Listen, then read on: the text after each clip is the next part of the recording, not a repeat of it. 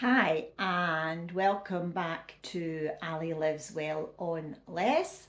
I'm Ali, I'm a 58-year-old early retired teacher living on a small teacher's pension for the next 9 years until I reach the grand old age of 67, which is when I will get my state pension. Until then, yep, I am living on just my small teacher's pension. So today is Foodie Friday. I'm going to talk a little bit about food and shopping, and I was going to address a couple of the comments that some people made on a few of my videos that my food budget, which is £120 a month for the supermarket, and yep, that does include cleaning products, washing up liquid, toiletries, everything, £120 a month. A few people said that I must live on cheap processed food. Nope. And that if I buy cheap processed food, I will have health issues stored up for the future because of all the nasty things in processed food. I don't eat processed food. Although, in saying that, when I was at Lidl this morning, I did buy myself some chocolate. But I do aim to eat around 80 to 90% non-processed foods. So I am a huge fan of Dr Chris van Tulleken, who has written extensively, and you can look him up on YouTube. There are loads of his videos talking about UPFs, which is ultra processed foods. And if you're interested in that, then perhaps you could go and have a wee look at that. But basically, it's things that your granny wouldn't recognise in the supermarket. So our grandparents' generation lived through, or certainly my generation's grandparents lived through the war, Second World War, with food rationing, and they managed to stay healthy, just eating good food and not too much of it. And I think that's something that I try to stick to. So today I'm going to show you some of my cheap food. I am going to fill my oven with some of the veggies that I got at Lidl this morning. Their cauliflower was 89p. It was one of the special offers, so I got two. So one of them I am turning into Madhur Jaffrey's Punjabi cauliflower. This is my version of it, but it's easy to look up on Pinterest or elsewhere. It's Punjabi cauliflower. And I've also got some beetroot that was in a little box. I've got some tomatoes. I've got some sweet potatoes, which were also on offer in Lidl this week, 89p for a big bag. And yeah, and just some potatoes that I'm going to bake. So because I've got a little bit of an issue with editing videos just now, what I'm going to do is just slide the camera down and I'm going to show you what's about to go in my oven. So if this is a nice slick transition into the next part of the video, you know I've got Clipchamp working again. But if you see the slide down, then you'll know, yeah, I'm still having difficulties. So hang on a moment.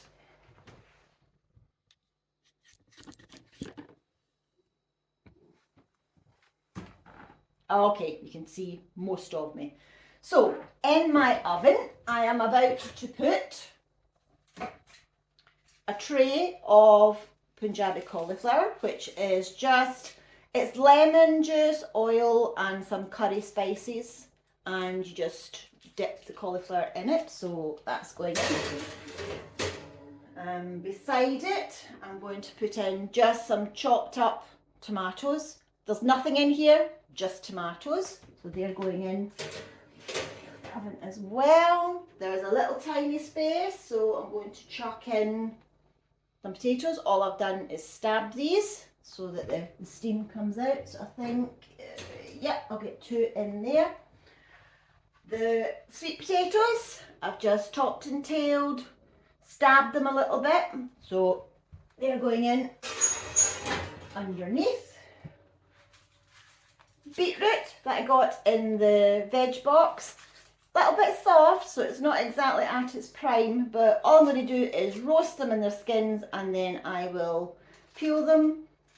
I love I love beetroot, so yeah, pink pea for a couple of days, but hey, it's worth it. So they're going in beside it, and space for a couple more potatoes. Okay, so I'm not entirely sure if this is going to work, but let's have a wee look. There we go. Can you see the oven? It's full.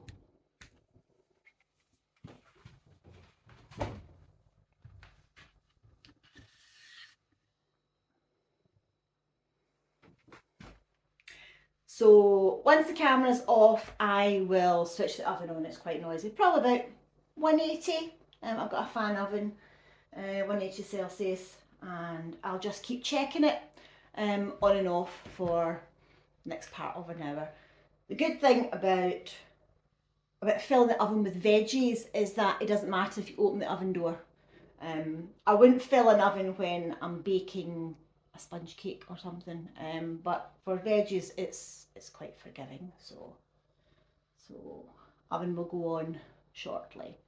While I was in Lidl, I also got, now I've not had a beef joint for a while. Sorry, I've moved my camera, I'm now looking at the wrong bit. Right, there we go. That's better. It's just a Scottish beef roasting joint, nothing fancy. It's just under a kilo in weight, and that cost me £7.01. And I'm going to put that in the slow cooker and do it slowly for a couple of hours, and then I'll just shred it so it's a little bit like pulled beef. So that'll be going in shortly. And the last thing I was going to talk about was how I meal prep. I don't really meal prep. I do batch cooking of things, and then I freeze them in portions, and then I can pull out different bits when I'm making a meal, and it depends what I fancy. So I normally have my large meal in the middle of the day, so it's now 1:30, so I will be having my main meal shortly. So I'm going to have rice with chicken and sweet and sour sauce. So I've pulled out a tub of chicken. These are tubs I actually used in school. The kids had little activities and games in these. So it says chicken times 1, so I know that there's enough chicken in there for one person, for one portion. I cooked some rice yesterday, so the rice has been in the fridge. I never keep rice more than sort of 24 hours, 36 hours, because rice is one of those things where you can get food poisoning.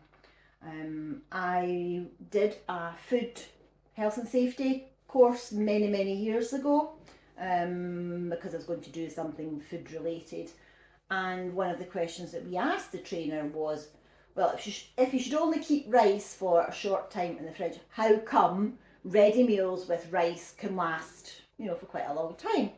And she said that the rice that you get in ready meals is sterilised.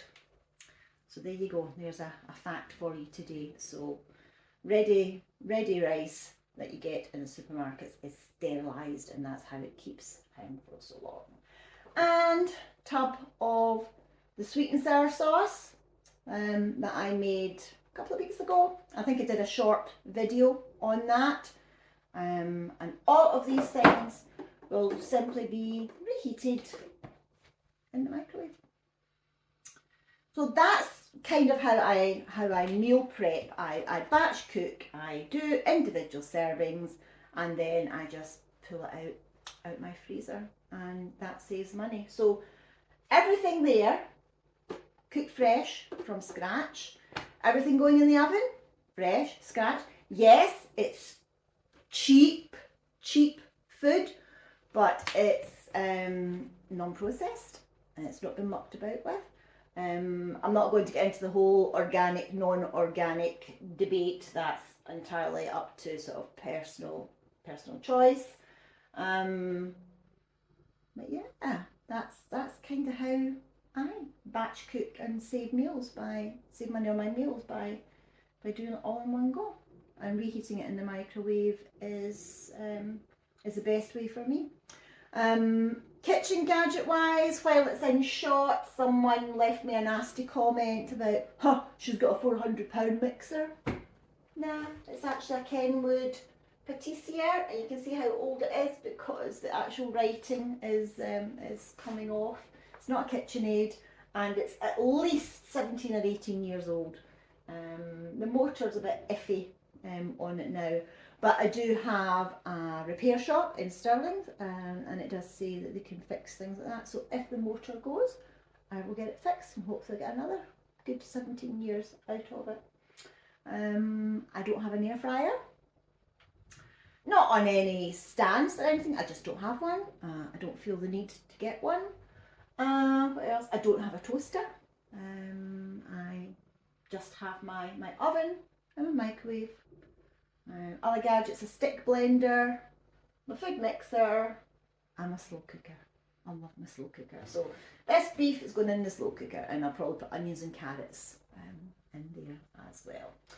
So without really meaning to, all my shopping so far in September has been at Lidl, and of course Lidl gives you a digital total, so I'm now at around £45 worth of food so far, and both my freezers are full. I've got a full oven now. I'm just about to fill up a little bit more, and I've still got some things. I'm going to make some cauliflower cheese, I think, with this extra cauliflower. And obviously I've still got this big bag of potatoes. It's 2.5 kilos, which I think is about £5 in old money.